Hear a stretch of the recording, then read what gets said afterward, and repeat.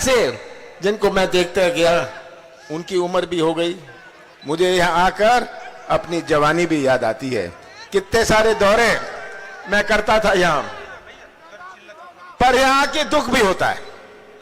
दुख होता है कि अपने पड़ोस का जिला छिंदवाड़ा, मैं आपका पड़ोसी, और आपने लाभ नहीं उठाया मेरा। आपने लाभ नहीं उठाया और सामने बैठे हैं। मुझे बड़ी चिंता होती है कि यही नौजवान हमारे सिवनी जिले और हमारे मध्य प्रदेश का निर्माण करेंगे भविष्य में। अगर इनका ही भविष्य अंधेरे में रहा तो कैसा निर्माण होगा हमारे प्रदेश का, कैसा निर्माण होगा हमारे सिवनी जिले का। ये बहुत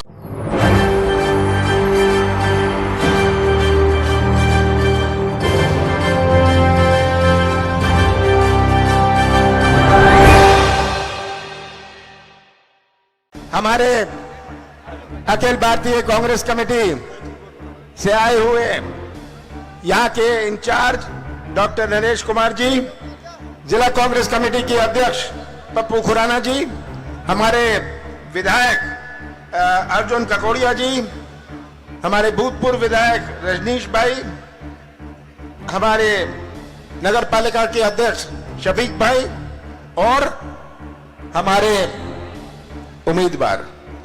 ये केवल आपके उम्मीदवार नहीं है, ये मेरे प्रतिनिधि हैं आनंद पंजवानी जी। बहुत खुशी होती है अपने पड़ोस में आकर।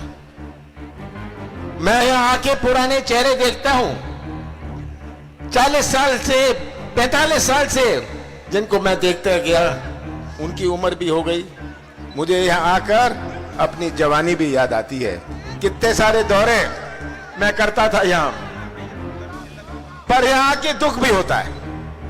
दुख होता है कि अपने पड़ोस का जिला छिंदवाड़ा, मैं आपका पड़ोसी, और आपने लाभ नहीं उठाया मेरा। आपने लाभ नहीं उठाया और 34 साल से कांग्रेस का उम्मीदवार यहाँ नहीं जीता। 18 साल कोई काम नहीं हुआ। नौजवानों समझ लीजिए ये बात। इसलिए मुझे दुख होता है। आप कहते हैं सिवनी का करो, छिंदवाड़ा से तुलना करते हैं, पर ये याद रखिएगा छिंदवाड़ा के सभी विधायक कांग्रेस के हैं। कांग्रेस के नगर निगम, वहां के नगर निगम का महापौर कांग्रेस का है। एक 32 साल का लड़का है आदिवासी, वो छिंदवाड़ा का महापौर है। तो मेरी भी तमन्ना थी, मेरी भी इच्छा है कि सिवनी को मैं छिंदवाड़ा बनाऊं। मैं ये सालों कहता गया, पर आपने मौका नहीं दिया। मुझे याद है जब पेंच की योजना बननी थी, 2 प्रपोजल थे, 2 सुझाव थे। उतनी ही बनाओ, उतनी जमीन डुबाओ जिसका उपयोग छिंदवाड़ा में होए, नहीं तो इतनी सारी जमीन डुबाइए कि सिवनी को भी फायदा होए। मैंने कहा मैं चाहता हूं सिवनी को भी फायदा होए, और जमीन डूबती है मैं उसका सामना करूंगा। कितने गांव उखड़ गए, कितना विरोध हुआ कि आप ये सिवनी के लिए क्यों कर रहे हैं। मैंने कहा मैं न्याय करना चाहता हूं, पेंच की योजना है, मैं न्याय करना चाहता हूं। तो आज ये तस्वीर आपके सामने है, आपकी सिवनी की तस्वीर, प्रदेश की तस्वीर आप सबके सामने है। कैसा प्रदेश है, कैसा प्रदेश है। ये तो चौपट प्रदेश बन गया है, हर वर्ग परेशान है। चौपट रोजगार व्यवस्था, चौपट भर्ती व्यवस्था, चौपट कृषि व्यवस्था, चौपट शिक्षा व्यवस्था, चौपट उद्योग धंधे, चौपट अर्थव्यवस्था, चौपट नई नदियां, ये चौपट प्रदेश बन गया है। मैं तो इन नौजवानों की ओर देखता हूं, ये नौजवान जो यहां सामने बैठे हैं, मुझे बड़ी चिंता होती है कि यही नौजवान हमारे सिवनी जिले और हमारे मध्य प्रदेश का निर्माण करेंगे भविष्य में। अगर इनका ही भविष्य अंधेरे में रहा तो कैसा निर्माण होगा हमारे प्रदेश का, कैसा निर्माण होगा हमारे सिवनी जिले का। यह बहुत चिंता का विषय है, क्योंकि सबसे बड़ी चुनौती हमारे मध्य प्रदेश में नौजवानों की भविष्य की है। नौजवान जो प्रदेश का निर्माण करेंगे, यह सबसे बड़ी चुनौती है। हमारे कृषि क्षेत्र से जुड़ा हुआ नौजवान, इसके परिवार में कैसे आर्थिक मजबूती आए ताकि वो अच्छी पढ़ाई कर सके, अच्छे स्कूल में जा सके। ये आज चुनौती है हमारे कृषि क्षेत्र में। तो आज मैं आपसे यही कहना चाहता हूं कि भविष्य आपके हाथ में। चुनाव तो आते हैं, पंचायत चुनाव आता है, नगर निकाय का चुनाव आता है, जिला पंचायत का चुनाव आता है। चुनाव के अलग अलग मायने होते हैं। 17 नवंबर को जो चुनाव है, ये केवल एक उम्मीदवार का नहीं है, केवल एक पार्टी का नहीं है, ये मध्य प्रदेश के भविष्य का और सिवनी के भविष्य का चुनाव है। और इस भविष्य की रक्षा करेंगे आप रक्षक हैं भविष्य की। एक उम्मीदवार की बात नहीं है, आप रक्षक हैं उस भविष्य की। हमारे देश को भी आप समझिए, नौजवानों अपने देश को समझिए। कोई ऐसा देश विश्व में है जहां इतने धर्म है? कोई ऐसा देश नहीं है। कोई ऐसा देश विश्व में है जहां इतनी जातियां हैं? कोई ऐसा देश विश्व में नहीं है। कोई ऐसा देश विश्व में है जहां इतनी भाषाएं हो? ऐसा कोई देश नहीं है। ऐसा कोई देश विश्व में है जहां इतनी देवी देवताएं हुए? ऐसा कोई देश विश्व में नहीं है। कोई ऐसा देश विश्व में है जहां इतने त्योहार हुए? ये अपना भारत है, ये अपना भारत है। और अगर भारत एक झंडे के नीचे खड़ा है तो भारत की जो संस्कृति है, जोड़ने की संस्कृति, दिल जोड़ने की, संबंध जोड़ने की, रिश्ता जोड़ने की, इसलिए आज भारत एक झंडे के नीचे खड़ा है। आपके गांव में, आपके मोहल्ले में कितने धर्म के लोग रहते हैं, कितनी जातियों के लोग रहते हैं, पर भाईचारा है, क्योंकि हमारी संस्कृति है दिल जोड़ने की, संबंध जोड़ने की, रिश्ता जोड़ने की, यही हमारी संस्कृति है। पर आज इस संस्कृति पर भी हमला शुरू हो गया है। ये आपको याद रखना है, कैसे समाज को बांटे। मणिपुर दूर है, पर मणिपुर में देखिए कैसे समाज को बांटा जा रहा है। जगह जगह कैसे आग लगाए, धर्म के बीच में, जाति के बीच में, हर समाज के बीच में। ये संस्कृति हमारे खतरे में है। बाबा साहब अंबेडकर ने हमें संविधान दिया, ऐसा संविधान दिया अपने देश को जिसमें इतनी अनेकता, जिसमें इतनी विभिन्नता।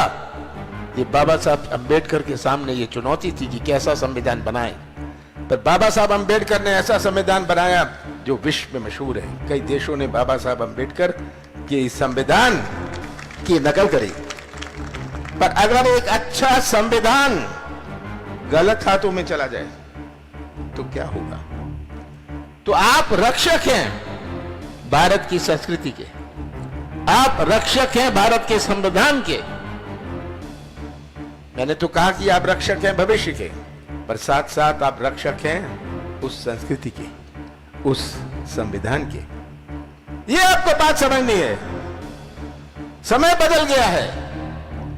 आज तमिलनाडु में हिंदी का विवाद, सही है, हिंदी का विवाद चल रहा है। कैसे कुछ ना कुछ झगड़ा पैदा करो। आज पंजाब में खालिस्तान के नारे लगने लगे। कहां हमारा देश घसीटा जा रहा है। ये तो छोटा छोटे निशान है, छोटा पौधा डाल रहे हैं। ये आपको बात समझनी है। और मध्य प्रदेश की तस्वीर अपने सामने रखी है। इतना भ्रष्टाचार, ऐसा भ्रष्टाचार का इतिहास बनाया, भ्रष्टाचार की व्यवस्था बनाई है इन्होंने। 50% दो, काम कराओ। मैं तो जगह जगह ये पूछता हूं क्या हाल है भ्रष्टाचार का। लोग चिल्लाते हैं किसी के पास 50 एकड़ जमीन है, पैसे दो और अपना नाम गरीबी रेखा में निकालो। ये हालात हैं। पैसे दो, काम लो। इतना भ्रष्टाचार जिसकी कोई आज सीमा नहीं, और 50% भ्रष्टाचार। अभी आपका हाईवे भी टूटने लगा, टूट गया। क्योंकि क्यों? कमीशन लो। और जो छोटे छोटे ठेकेदार हैं, छोटे काम करते हैं, वो दे देते हैं कमीशन, काम शुरू करते हैं, गायब हो जाते हैं, उसके बाद काम भी चौपट हो जाते हैं। ये आज तस्वीर आपके सामने है। शिवराज सिंह जी आएंगे, घोषणा करें, 22,000 घोषणाएं करी हैं। आजकल तो उनकी घोषणा मशीन डबल स्पीड पर चल रही है, और झूठ की मशीन भी डबल स्पीड पर चल रही है। जो झूठ बुलवाना बुलवा लो, जहां नदी भी ना हो वहां पुल की घोषणा कर देंगे। ये आपको, ये शिवराज सिंह जी का 18 साल का रिकॉर्ड है। मैं तो शिवराज सिंह जी से पूछता हूं, शिवराज सिंह जी आपने दिया क्या? इसका जवाब दे दीजिए। महंगाई दी, बेरोजगारी दी, भ्रष्टाचार दिया, हमारी शिक्षा और स्वास्थ्य व्यवस्था चौपट करी। शिवराज सिंह जी आपने यही दिया है। एक और बात बता दूं क्या किया उन्होंने? घर घर में शराब भी दी। ये शिवराज सिंह जी की बहुत बड़ी उपलब्धि है। हमारी सरकार बनी थी, 15 महीने चली। 15 महीने में 2.5 महीने गए आचार संहिता में, 11.5 महीने में हमने अपनी नीति और नियत का परिचय दिया। 27 लाख किसानों का कर्जा माफ किया। कौन सी गलती मैंने करी? सिवनी में 62,000 किसानों का कर्जा माफ हुआ यहां से। ये पहले किश्त में 200 करोड़ रुपए का, 200 करोड़ रुपए का कर्जा तो छिंदवाड़ा में भी माफ नहीं हुआ। ये भी आपको बता दूं, कर्जा माफ किया। कौन सी गलती करी मैंने 1000 गौशाले बनाए। कौन सा पाप मैंने किया? कौन सा पाप मैंने किया? अगर बिजली दी 100 यूनिट 100 रुपए में, कौन सा गुनाह किया मैंने? ये तो एक शुरुआत थी, क्योंकि मध्य प्रदेश को सही पटरी पर लाने का मैं प्रयास कर रहा था। हमारे प्रदेश की ऐसी पहचान बने कि निवेश आए। आज यहां निवेश क्यों नहीं आता? आप नागपुर से जुड़े हुए हैं, क्यों नहीं आते? वो नागपुर साइड क्यों जाते हैं? वो क्यों निवेश वहां लगाते हैं? क्योंकि उनको मध्य प्रदेश में विश्वास नहीं। क्योंकि आते हैं, देखते हैं कि यहां तो अंदर घुसने के लिए भी पैसे लिए जाते हैं। निवेश विश्वास से आता है।